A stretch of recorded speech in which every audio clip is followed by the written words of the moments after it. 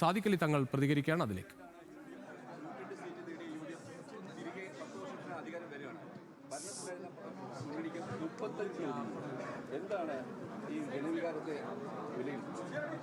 അതായത് കഴിഞ്ഞ 10 വർഷക്കാലം കേരളീയ സമൂഹം അനുഭവിച്ചിട്ടുള്ള ഒരുപാട് യാതനകൾ വേദനകളുണ്ട്. അപ്പോൾ അതിൽ നിന്നുള്ളൊരു മോചനം, അപ്പോൾ ആ മോചനം ആണിപ്പോൾ ഈ ഒരു തെരഞ്ഞെടുപ്പിലൂടെ കേരളീയ സമൂഹം നേടിയെടുത്തിട്ടുള്ളത്. അതായത് കഴിഞ്ഞ 10 വർഷം ഇവർ ജനങ്ങളെ പീഡിപ്പിച്ചുകൊണ്ടിരുന്നു. അപ്പോൾ അതിന് പലിശ അടക്കമുള്ള മറുപടിയാണ് ഇപ്പോൾ ജനം കൊടുത്തിട്ടുള്ളത്. അപ്പോൾ UDFിൻ്റെ നേതൃത്വത്തിൽ ഇനി നല്ലൊരു ഭരണം കേരളത്തിൽ കാഴ്ചവെക്കും. UDFിന് അതിന് പ്രാപ്തരായിട്ടുള്ള നേതാക്കളൊക്കെ തന്നെ ഉണ്ട്. UDFിൻ്റെ ടീം വർക്കിൻ്റെ വിജയമാണ് എന്നാണ് പ്രതിപക്ഷ നേതാവ് പറഞ്ഞിട്ടുള്ളത്. അപ്പോൾ ആ ഒരു വലിയ വിജയം ജനങ്ങൾ അത് അംഗീകരിച്ചിരിക്കുന്നു എന്നുള്ളത് തന്നെയാണ്. ഉപേക്ഷ അത് ഗൗരവമായിട്ട് ആലോചിച്ചിട്ടില്ല. അതിപ്പോൾ മുഖ്യമന്ത്രി സ്ഥാനത്തേക്കുള്ള ആളൊക്കെ വന്നതിൻ്റെ ശേഷമായിരിക്കും ആരെല്ലാമാണ് മന്ത്രിമാരാവുക എന്നുള്ള ആ ഒരു ഗൗരവതരമായിട്ടുള്ള ചർച്ചയിലേക്ക് വരിക. മുഖ്യമന്ത്രിക്കൊപ്പം ഒപ്പം ലീഗിനൊരു ഉപമുഖ്യമന്ത്രി എന്നുള്ള പദവിയൊക്കെ ചർച്ചയാവുമോ? അതൊരിക്കലും ഞങ്ങൾ നേരത്തെ തന്നെ ആ അവകാശം ഉന്നയിച്ചിട്ടില്ലല്ലോ.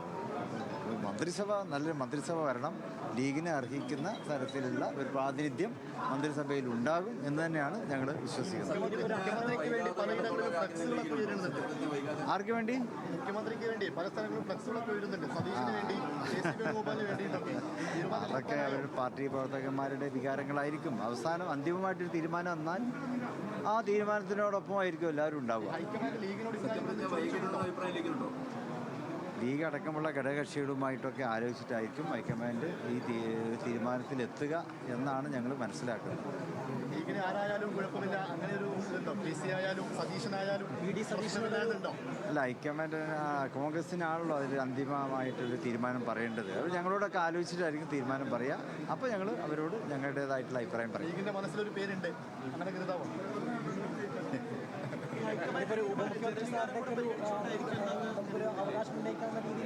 ഇല്ല, ഇന്നേ വരെ ഉന്നയിച്ചിട്ടില്ല. ലീഗ് അങ്ങനെ ഒരു അവകാശവാദം ഉന്നയിച്ചിട്ടില്ല. നല്ലൊരു മന്ത്രിസഭ വരണം. കുഞ്ഞാലി സാഹിബ് നല്ലൊരു പ്രാതിനിധ്യം ഉണ്ടാവും, നല്ലൊരു സ്ഥാനത്ത് അദ്ദേഹം ഉണ്ടാവും. വലിയ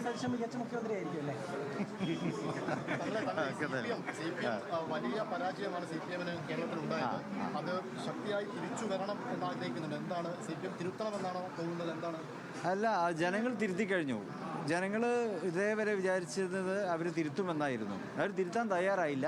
പക്ഷേ ഈ തെരഞ്ഞെടുപ്പോടുകൂടി ജനം തന്നെ നല്ലൊരു തിരുത്തലാണ് നടത്തിയിട്ടുള്ളത്. ഇനി ഒരു തിരിച്ചു വരവ് അവർക്ക് സാധ്യമാവും എന്ന് ഞാൻ വിശ്വസിക്കുന്നില്ല.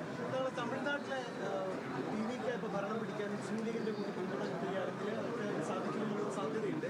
അപ്പോൾ അതിൻ്റെ ആലോചനകളിലേക്ക് ലീഗ് കടന്നു. അതായത് തമിഴ്നാട് സ്റ്റേറ്റ് മുസ്ലിം ലീഗാണ് അത് തീരുമാനിക്കേണ്ടത്. അവിടെ അങ്ങനെ ഒരു ചർച്ച ഇതുവരെ ഉണ്ടായിട്ടില്ല. ഞങ്ങളുടെ അഭിപ്രായം ചോദിക്കുമ്പോൾ അപ്പം ഞങ്ങൾ പറയാം. ഈ ഒരുപാട് മന്ത്രിമാരുള്ള ജില്ലയായി മാറും മലപ്പുറം. അതെ, അതിപ്പോൾ കോൺഗ്രസിൻ്റെ പ്രാതിനിധ്യം ഉണ്ടാവും, ലീഗിൻ്റെ പ്രാതിനിധ്യം ഉണ്ടാവും. കേരള കോൺഗ്രസ് ഇവിടെ ഇല്ലല്ലോ. അല്ല, അതുകൊണ്ട് ലീഗിൻ്റെയും കോൺഗ്രസിൻ്റെയും പ്രാതിനിധ്യം മലപ്പുറത്ത് മന്ത്രിമാരിൽ ഉണ്ടാവും.